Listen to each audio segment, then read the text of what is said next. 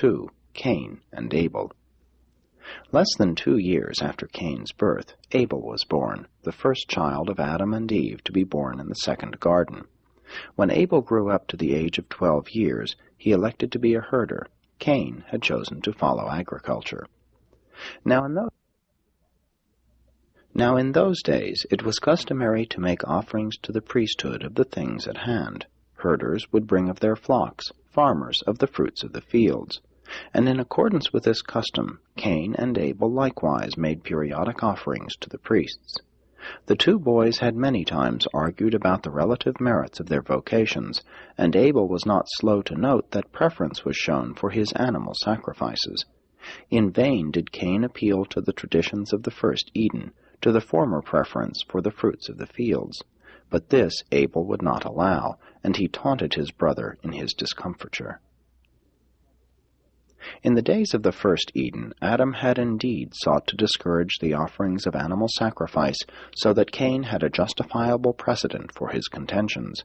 It was, however, difficult to organize the religious life of the second Eden.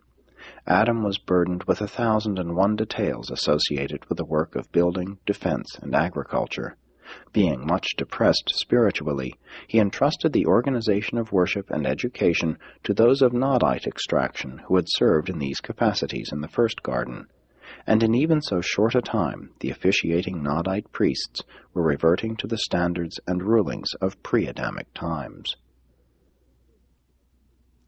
The two boys never got along well, and this matter of sacrifices further contributed to the growing hatred between them. Abel knew he was the son of both Adam and Eve, and never failed to impress upon Cain that Adam was not his father. Cain was not pure violet, as his father was of the Nodite race, later admixed with the blue and the red man, and with the aboriginal Andonic stock.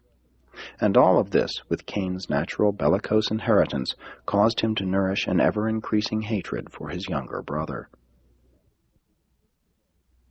The boys were respectively 18 and 20 years of age when the tension between them was finally resolved one day, when Abel's taunts so infuriated his bellicose brother that Cain turned upon him in wrath and slew him. The observation of Abel's conduct establishes the value of environment and education as factors in character development.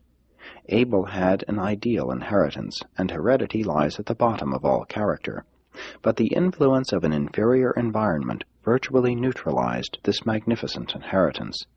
Abel, especially during his younger years, was greatly influenced by his unfavorable surroundings. He would have become an entirely different person had he lived to be 25 or 30.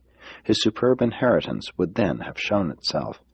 While a good environment cannot contribute much toward really overcoming the character handicaps of a base heredity, a bad environment can very effectively spoil an excellent inheritance, at least during the younger years of life. Good social environment and proper education are indispensable soil and atmosphere for getting the most out of a good inheritance. The death of Abel became known to his parents when his dogs brought the flocks home without their master. To Adam and Eve, Cain was fast becoming the grim reminder of their folly, and they encouraged him in his decision to leave the garden. Cain's life in Mesopotamia had not been exactly happy, since he was in such a peculiar way symbolic of the default.